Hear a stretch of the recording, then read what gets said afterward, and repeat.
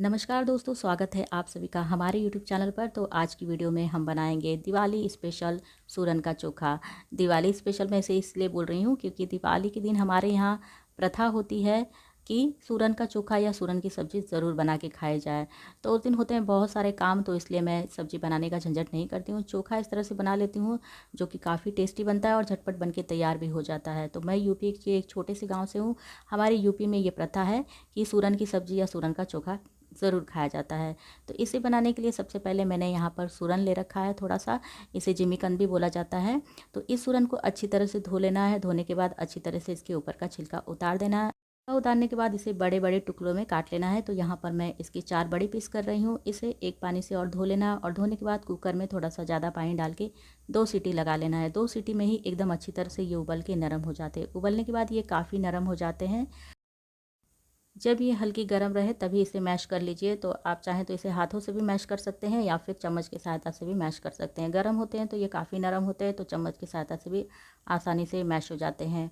और सारा जब मैश हो जाए तो अब जितना आपने सूरन ले रखा है उस हिसाब से आप अपने टमाटर ले सकती हैं। मैंने बहुत थोड़े से सूरन लिए थे तो मैंने 1 टमाटर का इस्तेमाल किया है। टमाटर को अच्छी तरह से गैस की आंच पर भून लेना है। टमाटर जब अच्छी तरह से भून जाए तो इसके ऊपर का छिलका उतार देना और इसे किसी भी गहरे बर्तन में डालकर कूट लेना है। बहुत ही आसानी से ये कूट जाएगा। आप चाहें तो इसे मिक्सी की जार में दरदर डाल के पीस के भी बना सकती हैं, लेकिन इस तरह से कूट के जो हम चोखा वगैरह चटनी वगैरह बनाते हैं तो उसका टेस्ट काफ़ी अच्छा आता है। तो यहाँ पर सारे टमाटर कूट के तैयार हो चुके हैं। इसे सूरन में मिला देना है। और अगर आपको हमारे यूपी बिहार के गांव के चोखा का स्वाद लेना है तो इस तरह से थोड़ा सा अदरक लहसुन भी कूट के इसमें डाल दीजिए। कूटी हुई अदरक लहसुन का स्वाद गज़ब सा आता है इस चोखा में। तो जो भी बना रही हूँ मैं कूट के ही बना रही हूँ, इससे बहुत ही अच्छा सा टेस्ट आएगा।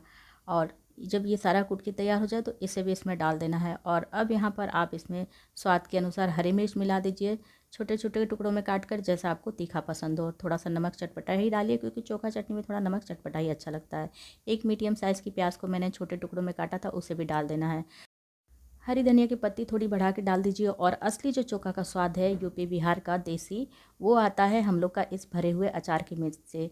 तो अगर आपके पास ये भरवा लाल मिर्च है तो उसका मसाला इसमें ज़रूर मिलाइए। और यहाँ पर आधा नींबू के रस को भी मैंने बीज निकाल कर निचोड़ दिया है।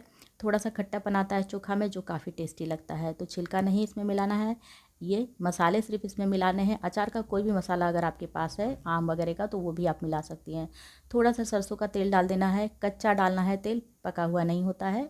इससे चोखा में टेस्ट बहुत ही अच्छा आता है और चोखा चमकदार होता है। और चोखा का असली स्वाद जो होता है हाथ से मिलाने का होता है। तो हाथ को साफ से धो लीजिए, चोखा को अच्छी तरह से मिला दीजिए। चोखा अगर आपको तुरंत खाना है तो प्याज मिलाइए, अगर थोड़ा रख के खाना है तो प्याज बाद में मिलाइए, क्योंकि चोखा में प्याज डालने के बाद थोड़ी सी उसमें महक आने लगती है।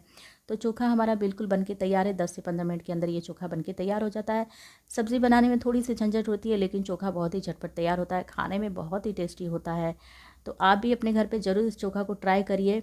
मैं तो रेगुलर इसको बनाती हूँ, दीपावली के यहाँ तो हमारे ज़रूरी होता है, लेकिन वैसे भी मैं इसे हमेशा बनाती रहती हूँ। इस तरह से आप आलू वगैरह का चोखा भी बना सकती हैं। काफ़ी हेल्दी और टेस्टी चोखा आपका बनके तैयार होगा। तो उम्मीद है कि आज की वीडियो आप लोगों को पसंद आई होगी। अगर ये वीडियो आप लोगों को थोड़ी सी पसंद आती है तो वीडियो को लाइक और शेयर करना बिल्कुल भी ना भूलिए। चैनल पर नए हैं, मेरी और भी रेसिपी देखना चाहते हैं तो प्लीज़ चैनल को सब्सक्राइब कर लीजिए। मैं आप लोगों से मिलती हूँ फिर किसी अगली नई वीडियो के साथ। तब तक के लिए नमस्कार। और मेरी तरफ से आप सभी को दीपावली की ढेर सारी शुभकामनाएँ।